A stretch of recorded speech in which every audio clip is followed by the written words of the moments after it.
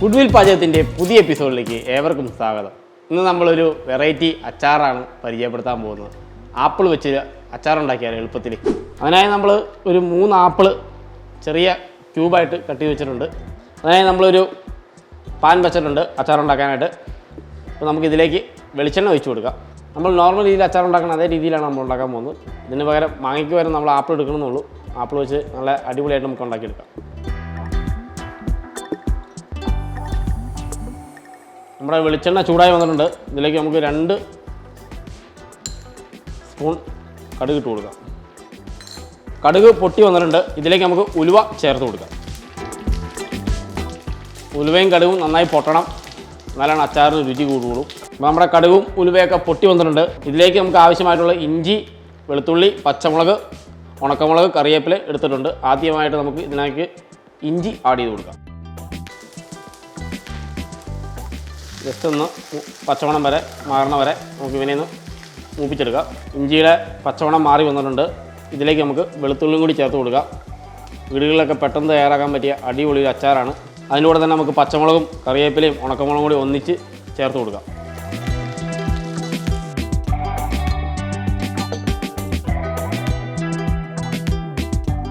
ഇങ്ങനെയൊന്ന് നന്നായിട്ടൊന്ന് ബ്രൗൺ കളറാക്കി എടുക്കണം.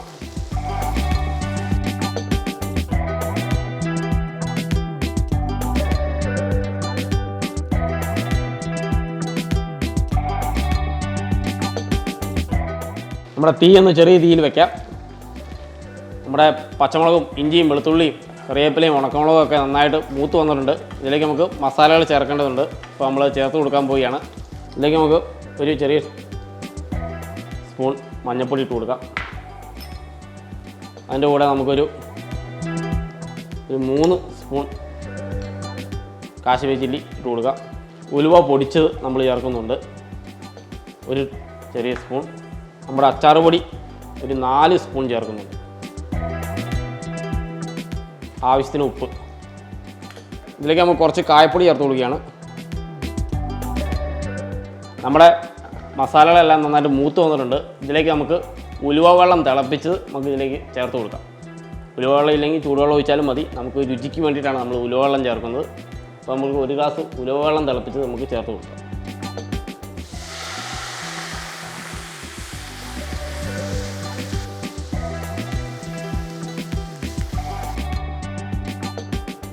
നമ്മുടെ ഗ്രേവി നന്നായിട്ട് തിളച്ച് വന്നിട്ടുണ്ട്. ഇതിലേക്ക് നമുക്ക് ആപ്പിൾ ചേർത്ത് കൊടുക്കാം. നന്നായിട്ട് കുറുകി വന്നിട്ടുണ്ട് ഗ്രേവി. ഇതിലേക്ക് നമുക്ക് ആപ്പിൾ 3 കഷ്ണം ആപ്പിളാണ് നമ്മൾ എടുത്തേക്കണേ. 3 പീസ്.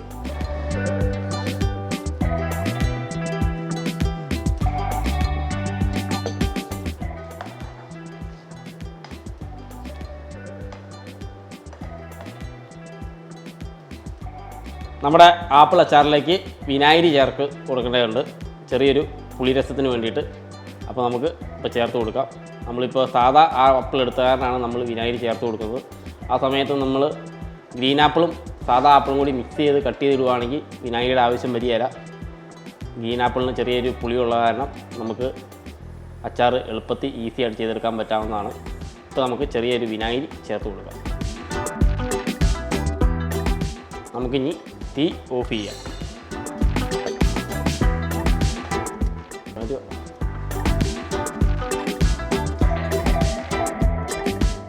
നമ്മുടെ ആപ്പിൾ അച്ചാർ അടിപൊളിയായിട്ട് റെഡി ആയിട്ടുണ്ട്. നിങ്ങൾ വീടുകളിൽ പോയി ഉറപ്പായിട്ട് ട്രൈ ചെയ്ത് നോക്കണം കേട്ടോ.